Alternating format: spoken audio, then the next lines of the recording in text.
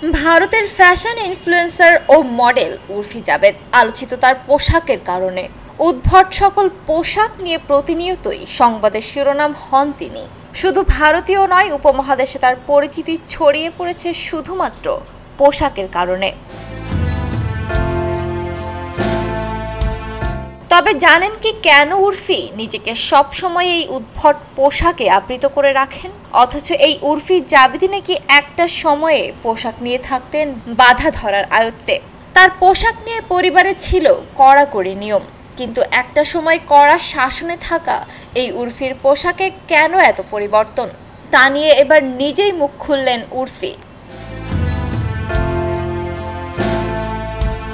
কয়েকদিন আগে এক পডকাস্ট শোতে উর্ফি জাবেদ জানিয়েছেন, পাঞ্জাবের মেয়ে তিনি। ছোট থেকেই কড়া শাসনে বড় হয়েছেন তিনি। খোলামেলা পোশাক তো দূরের কথা, রীতিমতো গলা বন্ধ থাকে এমন পোশাক পরতে হতো তাকে, নিতে হতো ওড়না।